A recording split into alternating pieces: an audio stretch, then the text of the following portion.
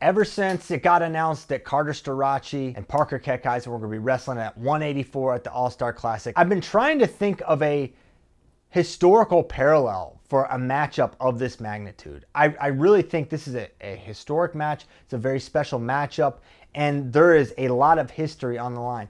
And I think the parallels between Kyle Dake, David Taylor are insanely similar to Carter Starocci versus Parker Keckheisen. Okay, now I want to go back in time a little bit, and then I'm going to kind of contextualize the Carter-Parker dynamic as well. But you go back to 2012, which that's 12 years ago. Some of you maybe weren't even watching wrestling then, but I'll catch you up quickly. Kyle Dake, three-time NCAA champion at 141, 149, 157, going into his senior year trying to win 4. And in fall of 2012, it's announced, hey, Dake's going to go up to 165 for the All-Star Classic to challenge David Taylor. Oh, isn't that cool? Yes, awesome. So hyped. This was a divisive, well-discussed, overly discussed, the most discussed matchup before that was even announced, because they wrestled at the Olympic trials and Dake beat him at the trials. But then you've got this dynamic where David Taylor is this prolific point scorer in folk style, and so all the David Taylor apologists would be like, he's a folk styler right now, not the freestyler that Dake is, on and on and on. And then you hear, wow, we're going to see it at the All-Star Classic. And no sooner do you hear the wrestling at the All-Star Classic, you find out Kyle Dake is actually going to be wrestling 165 the entire season. So then that just puts it even more into focus. You're like, wow, Kyle Dake is really going to put it on the line and try to do something no one has ever done. And he's going to do it in maybe the hardest way possible, because he's going up to 165. He's changing weights for the 4th time. 141, 49, 57. He's trying to do it at 165. And who's he doing it against? David Taylor. And David Taylor is the reigning Hodge Trophy winner. At the NCAA tournament the year before, 2012, David Taylor went pin, pin, pin, pin in the semis, tech fall in the finals. That's how dominant David Taylor was. And that was a nice picture of basically how his entire season went that sophomore year. So you've got Kyle Dake, who's trying to do something that has never been done and probably never will be done. 4 titles, 4 weights. That's insane. I don't think we'll ever see that again. And think about Carter Starocci. He's trying to do something that will never be done. 5 NCAA titles. We'll never see that again, right? We have this weird COVID situation that gave him the opportunity to win 5. So we'll never see it again. So it's unprecedented history is on the line. They're both going up in weight, right? And they're both going up to the indisputably better point scorer, right? If you look at Parker Keckheisen, his career scoring and bonus points, he's a better bonus point scorer than Carter Starocci. David Taylor, very similar. You compare common opponents for David Taylor and Kyle Dake, David Taylor would always have the edge, no matter who he wrestled, right? Even going down to the NCAA tournament. I mean, Mark Martin gave Kyle Dake a 1-0 or a 2-0 match. And Mark Martin, not Miles Martin, Mark Martin, who was a good wrestler, but someone that David Taylor would very likely bonus. And there were a lot of examples of that. And every time you played that little transitive game, David Taylor would win that comparison because he was just a better point scorer. But then there's this is the word that always comes up when you describe Kyle Dake and you describe Carter Starocci. What is the thing that you use to describe them? Their number one attribute, they're great competitors. It's this indefinable sort of quality that just basically translates to you get your hand raised. You're a gamer. Whatever that means, those two just truly embody it. Look no further than basically Kyle Dake's entire career, right? This guy goes into as a true freshman 141. He wins a weight with Reese Humphrey in it, and Montel Marion is a loaded weight class. He's a true freshman. He wins that one. 49, Kyle Dake's sophomore year, he didn't win the conference.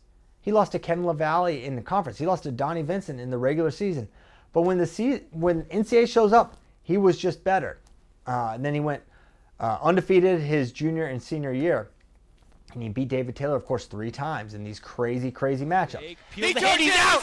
2-1 lead, Kyle Dake. Oh, Taylor to a leg!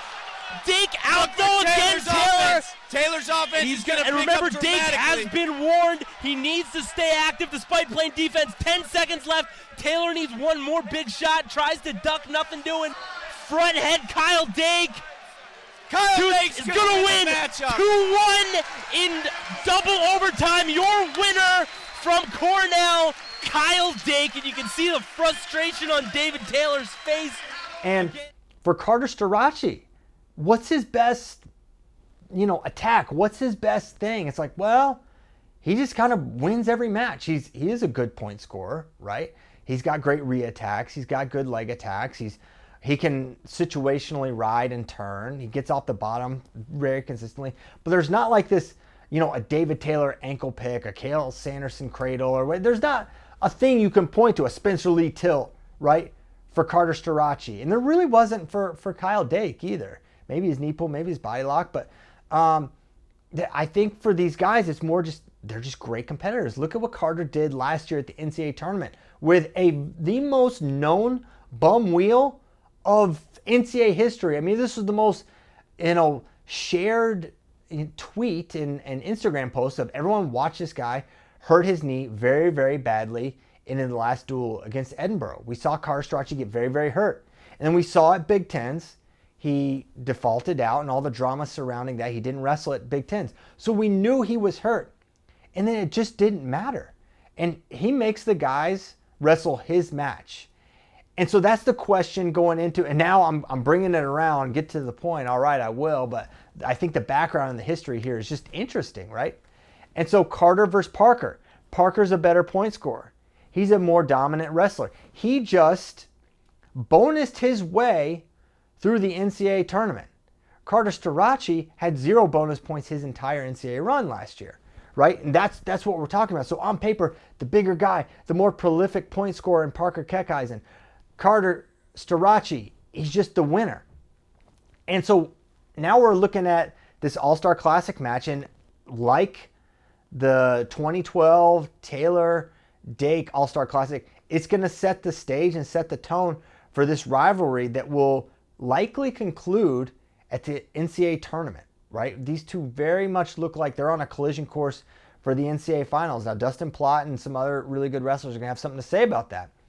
But I think at the end of it all, Parker Keckeisen is going to have his say. Carter Starocci is going to have his say. They're going to make it to the finals. And I'm curious what kind of tactics we see from. Does Carter Starocci go after this guy? Does he say, hey, I'm going to send a message right now that you're not going to beat me? Or does he maybe sandbag it a little bit and play it a little close to the vest and just try to get the win? Parker Keckeisen, I feel so certain he's not going to wrestle a reluctant match. I think he's going to go after him, see where he stacks up against a Carter Starocci, right? But I think we're guaranteed to have an exciting match. And what's interesting for Carter, like Kyle Dake, the toughest match of Carter's career, the best wrestler that Carter Starocci will ever face is going to be in his senior year. Same for Kyle Dake. The best wrestler that Kyle Dake faced his entire career was David Taylor, and that was his senior year with history on the line. For Carter Starocci, the best guy he's going to have faced his entire career is Parker Keckeisen.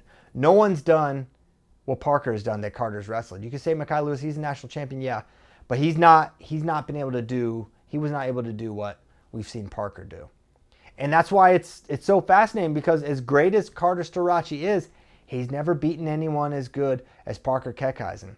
And as great as a point scorer as Parker Keckeisen is, he's never wrestled a competitor quite like Carter Starocci. Maybe Aaron Brooks.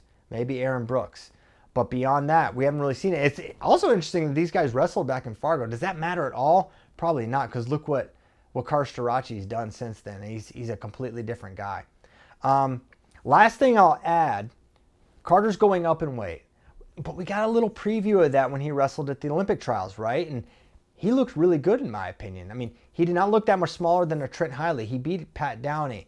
I think he's going to be big enough for this weight class. I don't think that's going to play a huge factor in this match. It could, but my gut right now is Carter's going to get out there and be like, oh yeah, he's a 184, no doubt about it. I don't think that's going to be as much of a factor as just the ability to score points. So I cannot wait for this match. November 16th, we're going to get to see it. It's the match of matches, and it's going to set the stage for maybe the most historic match. I'll say the most historic, most important match we've seen this side of Kyle Dake versus David Taylor. Who you got? Carter Starocci or Parker Keckeisen? I want to hear from you.